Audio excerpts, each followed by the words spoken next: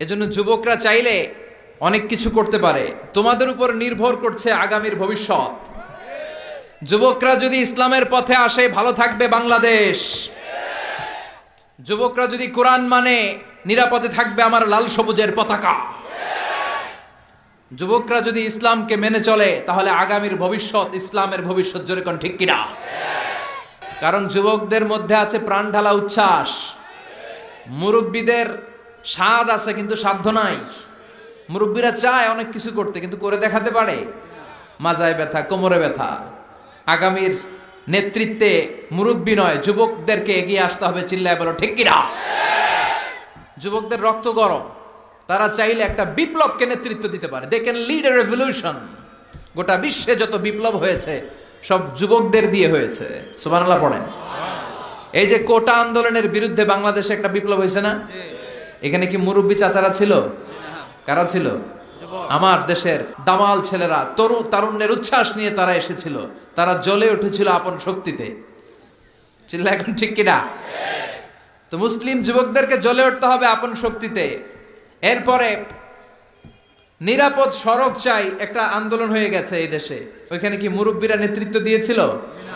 অবাক লেগেছে। প্রাইমারির ছেলেরা, হাই স্কুলের ছেলেরা আইন কিভাবে করতে হয় এবং কিভাবে সেই আইন মানাতে বাধ্য করতে হয় প্রশাসনের চোখে আঙ্গুল দিয়ে তারা গোটা বাংলাদেশকে দেখিয়েছে। জোরে কোন ঠিক কিনা? র্যাবের গাড়ি আটকে ফেলছে, পুলিশের গাড়ি আটকায় দিচ্ছে, মন্ত্রীর গাড়ি আটকে দিছে। বলছে লাইসেন্স দেখেন, show me the driver's license. খবর আছে না নাই? স্যার স্যামুয়েল হ্যান্টিংটন একটা বই লিখে গোটা বিশ্ব কাঁপিয়েছে, দ্য ক্ল্যাশেস অফ সিভিলাইজেশন, সভ্যতার সংঘাত। গোটা বিশ্বব্যাপী শুধু দাপট, লড়াই, স্নায়ুযুদ্ধ, কোল্ড ওয়ার, ক্ষমতার দাপট নিয়ে গোটা বিশ্বে এখন রমরম অবস্থা। কে কার চেয়ে বড় সুপার পাওয়ার হতে পারে?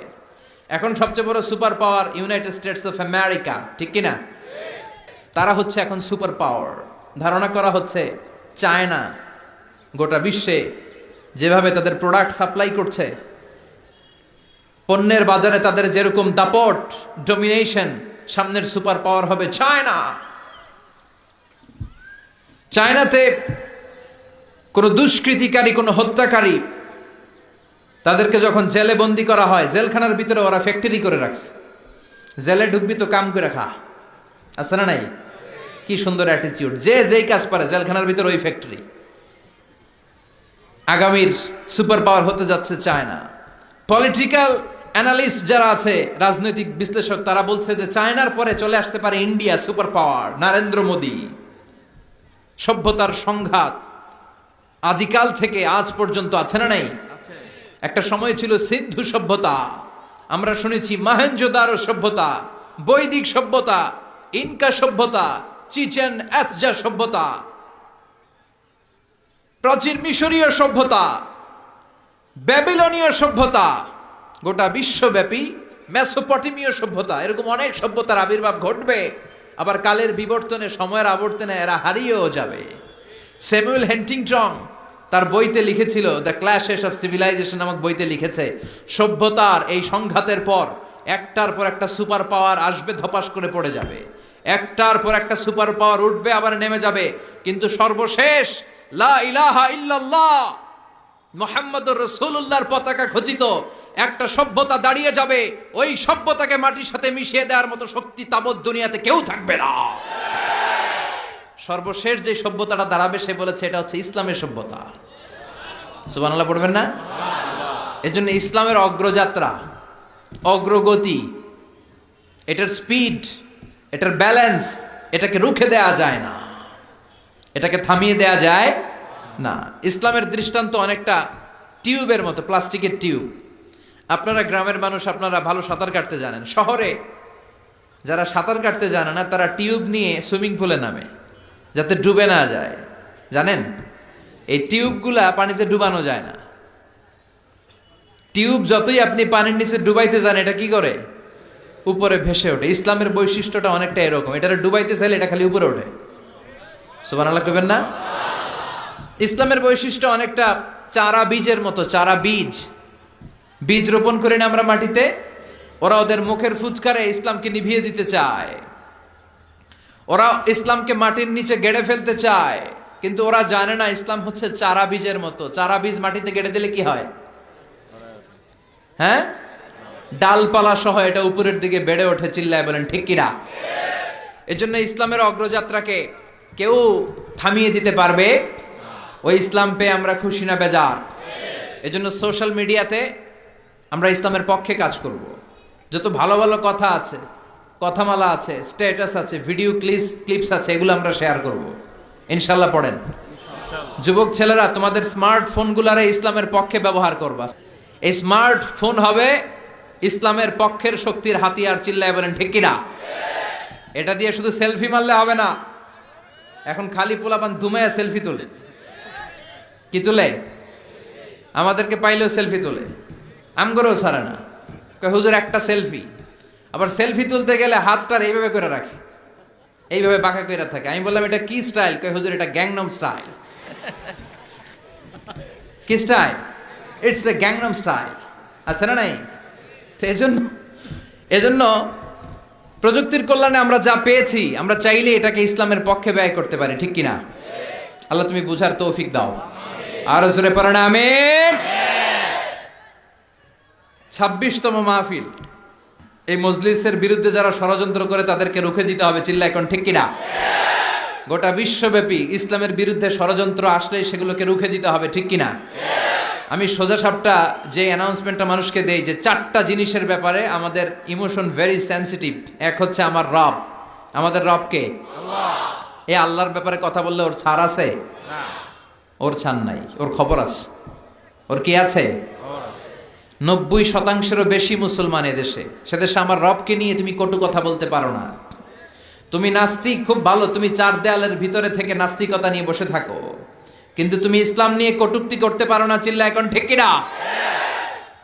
4টার এক হচ্ছে আমার রব, যিনি আমার স্রষ্টা, যিনি আমাকে রিজিক দেন, যিনি নিয়ামত দিয়ে আমাকে ঋণী করেছেন, তার বিরুদ্ধে কথা বললে সহ্য করা হবে।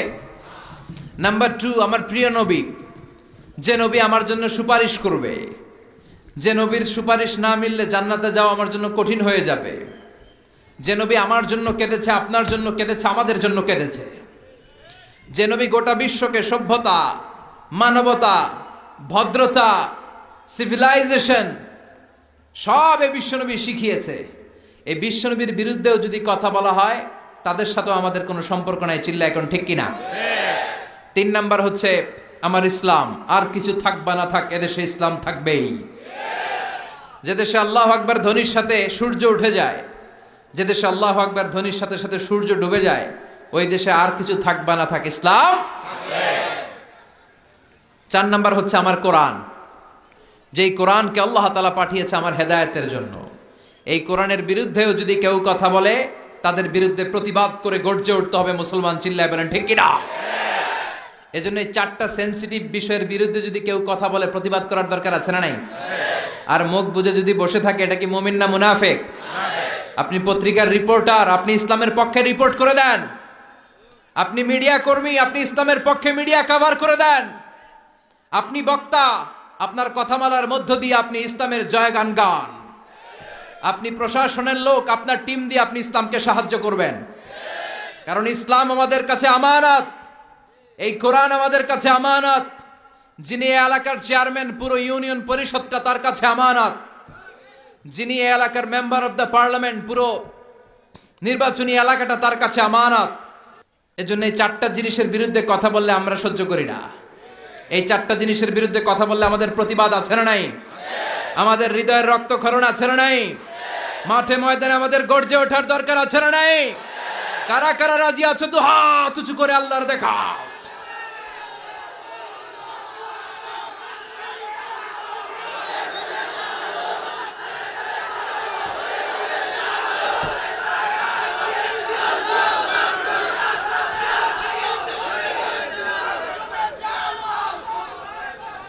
আল্লাহ আমাদের স্লোগানকে তুমি কবুল করো। আমরা যেন আমাদের স্রষ্টার উপর অগাধ বিশ্বাস রেখে ইন্তেকাল করতে পারি, তৌফিক দাও। বিশ্বনবীর ভালোবাসা যেন আমাদের অন্তরে থাকে, তুমি তৌফিক দাও। আল্লাহকে যে পাইতে চায় হযরতকে ভালোবেসে আরশ কুরসি লৌহ কালাম না চাইতে পেয়েছে সে হযরতকে ভালোবেসে আরশ কুরসি লৌহ কালাম না চাইতে পেয়েছে সে। সুবহানাল্লাহ পড়েন। বিশ্বনবীর ভালোবাসার দরকার আছে না নাই? এই কোরআন দিয়ে যেন বাংলাদেশের আইনগুলো পাশ হয়, আল্লাহ তুমি তৌফিক দাও। সংসদ ভবনে যেন কোরআনের চর্চা হয়, তুমি তৌফিক দাও। পুরো দেশব্যাপী কোরআনের কথাগুলো তুমি ছড়িয়ে দাও। কোরআন দিয়ে যেন আমরা আমাদেরকে আলোকিত করতে পারি, তুমি তৌফিক দাও। আরো জোরে আওয়াজ করে পড়ে না।